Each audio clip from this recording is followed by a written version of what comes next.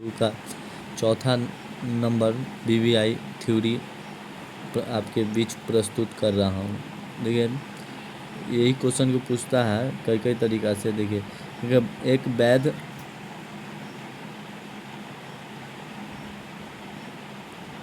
वैध प्रसंविधा के आवश्यक लक्षण को बताएं। सभी अनुबंध ठहराव होते हैं लेकिन सभी ठहराव अनुबंध नहीं होते, इसकी व्याख्या कीजिए। 2021 में पूछा हुआ। देखिए बार बार पूछता है ये क्वेश्चन। अनुबंध की परिभाषा दीजिए एवं वैध अनुबंध के आवश्यक लक्षण को बताइए। एक ठहराव जो संनियम द्वारा परिवर्तनीय होता है अनुबंध कहलाता है। इस कथन को समझाइए। और सभी संविधि समझौता होता है किंतु सभी समझौता संविदा नहीं होता। मतलब सभी संविधि समझौता था लेकिन सभी समझौता संविदा नहीं होता।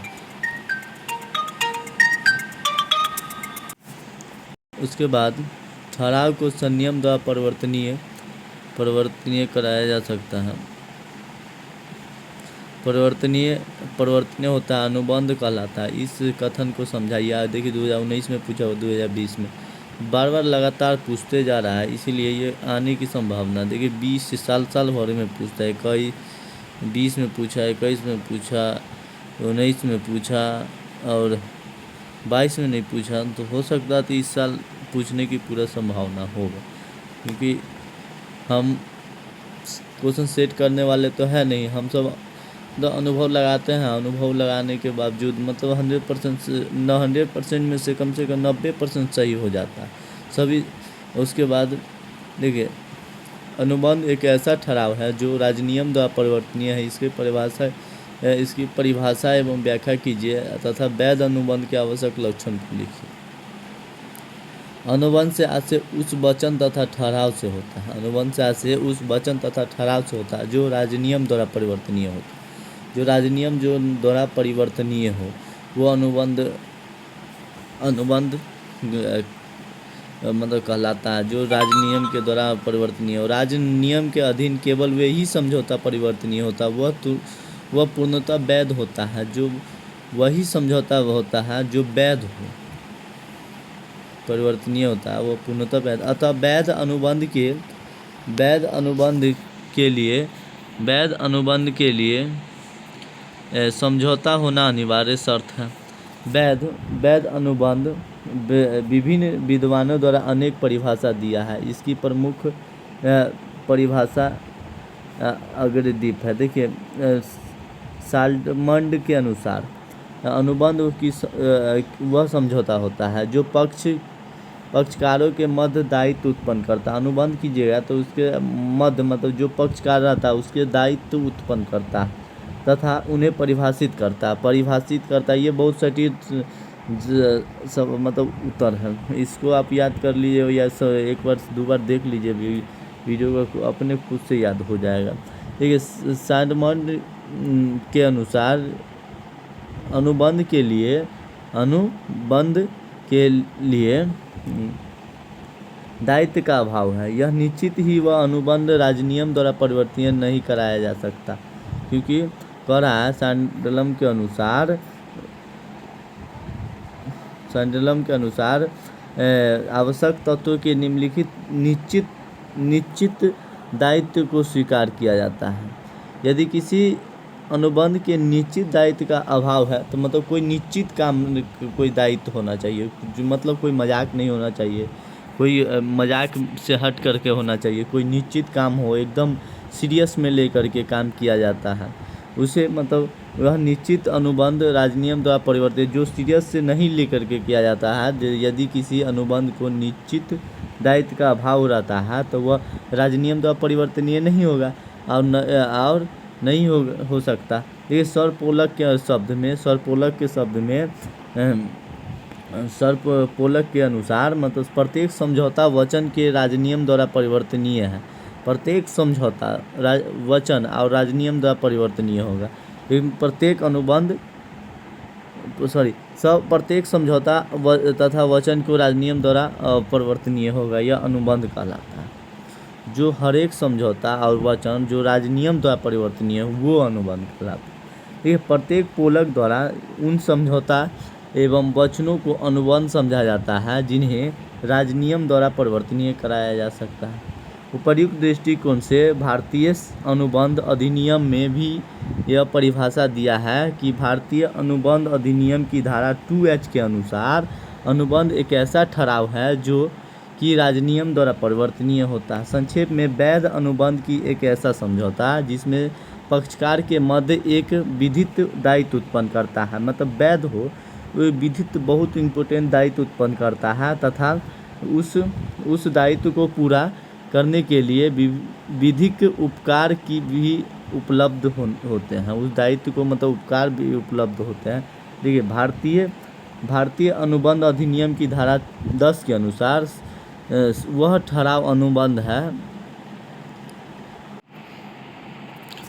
समय अपने हित के संबंध में उचित निर्णय ले सकते, उचित निर्णय होना चाहिए। हम बोले ना मजाक के रूप में नहीं हो, सीरियस हो, एकदम सीरियस अनुसार कोई अनुबंध हो। इसमें आंतरिक विदेशी शत्रु सम्राट राजदूत प्रतिनिधि आदि को विधिक रूप से अनुबंध करने की अयोग्य घोषित किया गया। पर कभी कोई ऑब्जेक्टिव में पूछता है, मतलब जो विदेशी शत्रु सम्राट है, जो प्रतिनिधि आदि को विधि रूप से अनुबंध करने की अयोग्य व्यक्ति हो, जो विदेशी आदमी है जो अयोग्य व्यक्ति हो। देखिए पक्षकार के स्वतंत्र सहमति में पक्षकार के बीच वास्तविक सहमति होनी चाहिए, अर्थात पक्षकार के मध्य स्वतंत्र सहमति होना चाहिए, मतलब एकदम स्वतंत्र रूप से, जैसे स्वतंत्र रूप से होना चाहिए। कोई इसमें कपटी, कोई भेदभाव, कोई मिथ्यावादक, कोई ये सब नहीं होनी चाहिए। कोई भी समझौता जो उत्पीड़न, कपट, या ना मिथ्या वर्णन अथवा श्रुति के आधार पर किया गया है तो वह व्यर्थनीय होता है तथा उसे वैध अनुबंध समझा जाता है। अतः अनुबंध के लिए पक्षकार के मध्य स्वतंत्र सहमति होना चाहिए, स्वतंत्र सहमति होना चाहिए। देखिए कोई बुक बेचने के लिए आप दीजिएगा कोई दुकान, या आप कोई, जैसे कि आप राइटर है, बुक लिखने के लिए किसी प्रकाशन को बुक बेचने के लिए दीजिएगा, उसको स्वतंत्र समझौता होना चाहिए, स्वतंत्र रूप से होना चाहिए। ऐसा नहीं होना चाहिए कि इतने में बेचे, वो अपना स्वतंत्र रूप से जैसे भी बेचे, आपको इतना परसेंट 2%, 4% के हिसाब से आपको पैसा मतलब घर पे आपको दे दिया जाएगा और वो अपना स्वतंत्र रूप से कितने रुपये में बेचे। देखिए वैधानिक उद्देश्य, मतलब समझौता किसी वैधानिक उद्देश्य के लिए किया जाना चाहिए, वैधानिक उद्देश्य होना चाहिए तथा उसका उद्देश्य अनैतिक नहीं होनी चाहिए। अवैधिक समझौता प्रारंभ से ही व्यर्थ होता, मतलब जो अवैधानिक समझौता है वो प्रारंभ से ही व्यर्थ समझा जाता। न्यायोचित प्रतिफल, देखिए न्यायोचित प्रतिफल के अभाव में समझौता व्यर्थ होता है, प्रतिफल के अभाव में समझौता व्यर्थ होता। प्रतिफल के लिए आवश्यक हुआ ये कि कुछ प्रतिफल आवश्यक होनी चाहिए। प्रतिफल मौद्रिक तथा अमौद्रिक हो सकता है, मतलब मौद्रिक पैसा और बिना पैसा के भी प्रतिफल हो सकता है। प्रतिफल का अभिप्राय किसी कार्य को करने अथवा न करने जो वचनग्रहता द्वारा वचनदाता की इच्छा पर किया जाता है, मतलब कि प्रतिफल ऐसा नहीं होगा सिर्फ मतलब कि वह किसी कार्य करने या न करने के दोनों होगा, तो स्वतंत्र रूप से होगा। बलजोरी नहीं कीजिएगा से हो ये काम होवे करेगा, ऐसा नहीं होता, नहीं भी हो सकता। अनुचित होगा तो नहीं होगा, अवैधानिक होगा तो नहीं होगा। कोई कपटी या कोई गलती हो गया तो वो नहीं होगा। उसके बाद देखिए स्पष्ट शर्तें में, देखिए वैध अनुबंध के लिए आवश्यक है कि समझौता की शर्त निश्चित एवं स्पष्ट होनी चाहिए तथा समझौता पूर्ण करने योग्य होने चाहिए। समझौता एकदम मतलब निश्चित होना चाहिए, मतलब कि कोई मजाक रूप में नहीं होना चाहिए, निश्चित होना चाहिए। समझौता पूर्ण होना चाहिए और पूर्ण करने के योग्य से होना चाहिए, मतलब पूरा ख़त्म करने के योग्य से होना चाहिए, यह स्पष्ट होनी चाहिए। और उसके बाद देखिए यहाँ पे समझौता को राजनियम द्वारा परिवर्तनीय नहीं कराया जा सकता।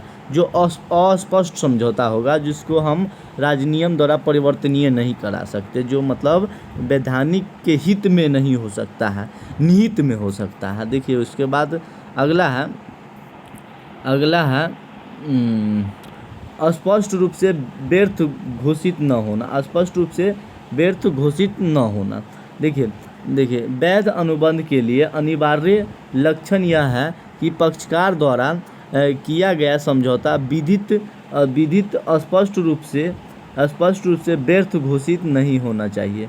मतलब देखिए क्या करना है, एक बार और समझ लीजिए। देखिए, वैध अनुबंध के लिए अनिवार्य लक्षण यह है कि पक्षकार द्वारा किया गया समझौता विधि द्वारा स्पष्ट रूप से व्यर्थ नहीं होना चाहिए। मतलब वह व्यर्थ नहीं होना चाहिए, ठीक है, स्पष्ट रूप से व्यर्थ नहीं होना चाहिए, अव्यर्थ होना चाहिए, अन्यथा अनुबंध व्यर्थ हो समझा जाएगा और वह व्यर्थ होगा तो व्यर्थ समझाएगा। भारतीय अनुबंध अधिनियम में विवाह और व्यवसाय अथवा वैधानिक कार्यवाही में रुकावट डालने वाला समझौता एवं असंभव कार्य के लिए किए गए समझौता स्पष्ट रूप से व्यर्थ घोषित किया जाता है। असंभव कार्य जो आपके मतलब आप ऐसे समझौता हो जाए जो आपको कह दिया जाए से छत पर से कूद जाना है, तो वो स्पष्ट रूप से वह व्यर्थ ही नहीं होगा, क्योंकि वह आप छत पर से कूद दिएगा तो आप मरना निश्चित है। मतलब किसी को मतलब कोई भी यह निश्चित हो जाएगा, इसलिए यह समझौता व्यर्थनीय हो जाता है। मतलब असंभव कार्य जो संभव कभी भी नहीं हो सकता, उसे असंभव कार्य, कोई राम है, कोई ए है और बी है, तो ए बी को कहता है से तुमको हम 10,000 रुपया देंगे, 10,000 रुपया देंगे और 10,000 रुपया देंगे, तो 10,000 देंगे तो बी को मारने के लिए, सी को मारने के लिए, सॉरी बी के नहीं, ए कहता है बी को 10,000 रुपया देंगे सी को मारने के लिए। अब सी इसको मारता है, बी इसको मारता है, बाद में ए पैसा देने से इनकार कर देता है, तो यह वैधानिक है, यह असंभव कार्य है। जिसे अवैधानिक है तो ये परिवर्तनीय, मतलब राजनियम द्वारा परिवर्तनीय नहीं होगा। देखिए, अन्य औपचारिक, उसके बाद देखिए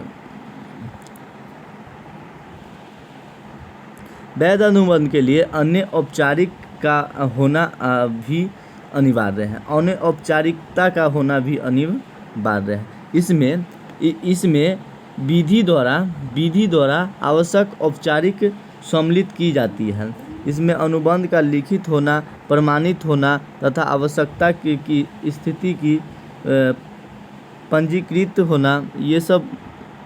देखिए, अन्य औपचारिक, देखिए वैध अनुबंध के लिए अन्य औपचारिक का होना भी अनिवार्य है।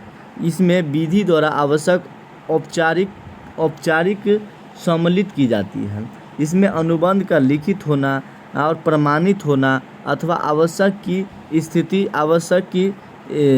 स्थिति में पंजीकृत होना सम्मिलित होता है। मतलब अवैधानिक औपचारिक में, मतलब इसमें लिखित होना, प्रमाणित होना और पंजीकरण कराना, ये सब सम्मिलित होता है। देखिए,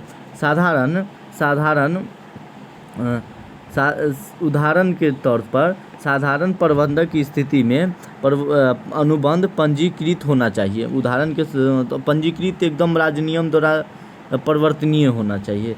अतः वैध अनुबंध में उपर्युक्त समस्त आवश्यक तत्व सम्मिलित होना चाहिए, मतलब पूरा जितना आवश्यकता है मतलब सम्मिलित होना चाहिए। जना कि राम है, श्याम को बोलता है कि श्याम को से कम से कम से हमारे घर को मतलब बनाना है, तो घर को बनाना है तो मतलब कम से कम उसमें उपर्युक्त समस्त आवश्यक तत्व होना चाहिए। तो जितना मटेरियल है, जितना पैसा है, उतना पर पूरा निश्चित कर लेगा, या बनाने के बाद कहेगा से हम इतना रुपया लेंगे, नहीं, पहले ही इससे अनुबंध कर दिया जाता है। तो यह अनुबंध औपचारिक अनुबंध होगा, मतलब लिखित होगा और प्रमाणित होगा और यह पंजीकृत होगा, क्योंकि पंजीकृत एक डायरी बना दिया जाएगा। यह डायरी बनाने के बाद ये इस पर साइन दोनों का हो जाएगा। तो मैं तुमसे 50,000 या 1,00,000 रुपया ले रहा हूँ, एगो मकान 1.5 2 लाख, समझिए आज के डेट में कम से कम 6-7-8 लाख के मकान बनबे करता है, तो 8 लाख रुपया ले रहा हूँ, तो यह यहाँ पे साइन हो जाएगा, दोनों का साइन हो जाएगा पूरा। अब कहेगा से अब बाद में तो सब डिजाइन विजाइन बता दिया जाएगा, बढ़िया इंजीनियर के टाइप से सब कुछ बना दिया जाएगा। अब सब कुछ बना दिया जाएगा तो ये पूरा निश्चित लिखित हो जाएगा। यह मतलब समस्त स्थिति में मतलब पूंजीकृत मतलब यह समस्त तत्व सम्मिलित होने के पूरा अनिवार्य रूप से हो जाएगा। इसी को अन्य औपचारिक कहते हैं। इसमें पंजीकृत होना सम्मत हो जाएगा, प्रमाणित भी हो जाएगा, लिखित भी अनुबंध हो जाएगा। ये अनुबंध अनौपचारिक अनुबंध होता है। धन्यवाद। ये आपका पहला क्वेश्चन है, ये बहुत इम्पोर्टेंट क्वेश्चन है। ये आने की पूरी संभावना, एक बार 2 बार आप देख लेते हैं ना, तो आप ना कुछ ना कुछ मतलब जो हम बोले हैं वो एक आधार पर लिख दीजिएगा ना, आपको पक्का 2-3 पेज पक्का भर जाएगा। हमारे चैनल को सब्सक्राइब लाइक कर दे और थोड़ा ज़्यादा से ज़्यादा शेयर करें। धन्यवाद।